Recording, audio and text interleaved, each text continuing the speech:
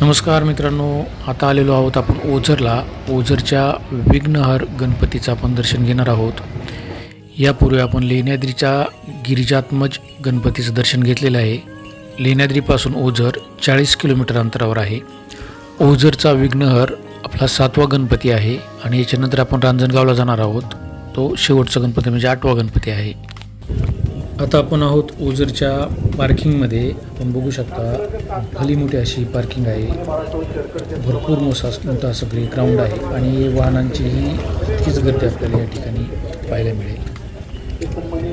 मंदिराच्या बाहेरच्या बाजूला आपल्याला एक मोठा तलाव दिसून येईल. दर्शन घेण्या अगोदर आपण तलावामध्ये आपले हातपाय धुणार आहोत आणि त्यानंतर आपण दर्शन घेण्यासाठी मंदिराकडे जाणार आहोत. या ठिकाणी आपण बघू शकता भरपूर मोठे भाविक या तलावामध्ये हातपाय धुण्यासाठी आणि त्याच्यानंतर दर्शन करण्यासाठी मंदिराकडे जाणार आहेत. अतिशय सुंदर आणि स्वच्छ असं पाणी या ठिकाणी आपल्याला या तलावामध्ये बघायला मिळेल.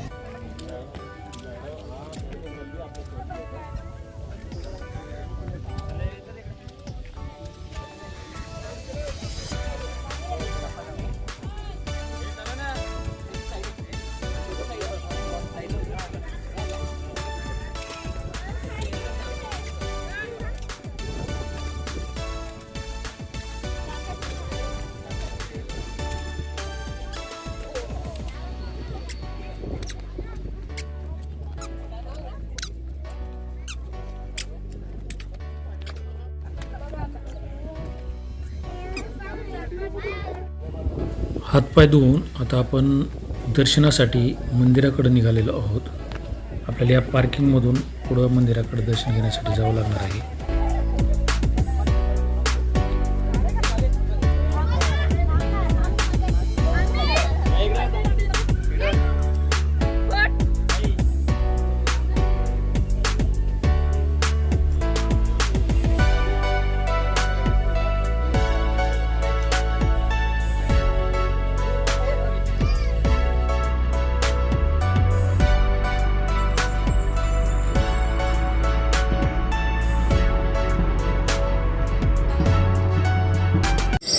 आता आपण आलेलो आहोत ओझरच्या विघ्नहर्ता गणेशाचं दर्शन घेण्यासाठी.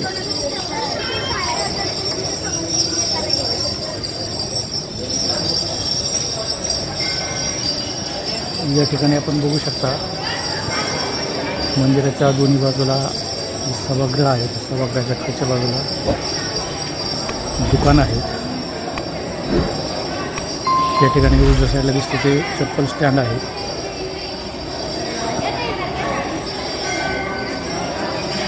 बघू शकता या ठिकाणी दुकानं.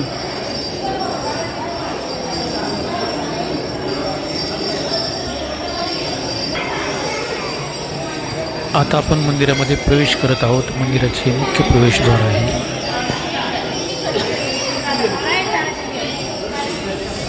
समोर मंदिर आहे. मंदिर दगडी बांधकामामध्ये आहे. मंदिरामध्ये आपण आता प्रवेश करत आहोत.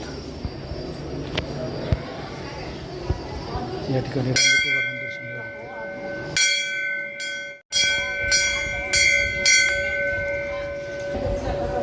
या ठिकाणी भली मोठी दर्शन रांग आहे. मंदिराच्या दोन्हीही बाजूला दीपमाळ आपल्याला दिसून येतील. मंदिर पूर्ण दगडामध्ये बांधकाम झालेलं आपल्याला दिसून येईल. मंदिरामध्ये फोटो आणि व्हिडिओ शूटिंग करण्यास बंदी आहे.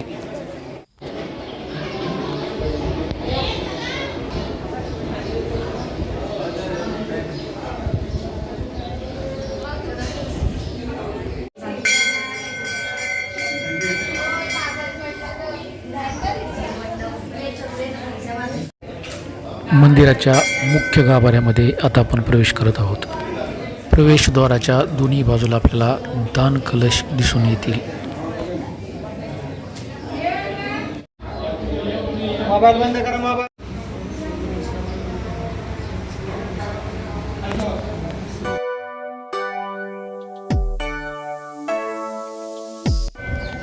बाप्पांचं दर्शन घेऊन आता आपण मंदिराच्या बाहेर पडलेलो आहोत. मंदिरामध्ये व्हिडिओ शूटिंग आणि फोटोग्राफर बंद असल्यामुळं बाप्पांची व्हिडिओ शूटिंग आपण करू शकलेलो नाहीत.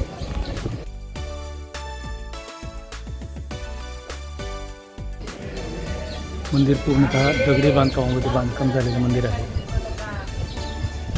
मित्रांनो, चॅनलवर जर तुम्ही नवीन असाल तर चॅनलला सबस्क्राईब करा, व्हिडिओला लाईक करा आणि आपल्याबरोबर इतरांनाही या गणपतींची माहिती मिळण्यासाठी व्हिडिओला शेअर करायला विसरू नका.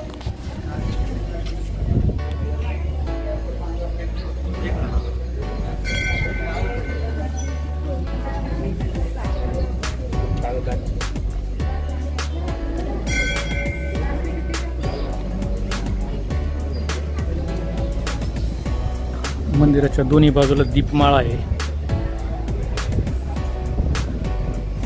गोमुख आहे. अतिशय स्वच्छ आणि सुंदर असं मंदिर आहे. पूर्ण दगडी बांधकामामध्ये मंदिराचं बांधकाम झालेलं आहे.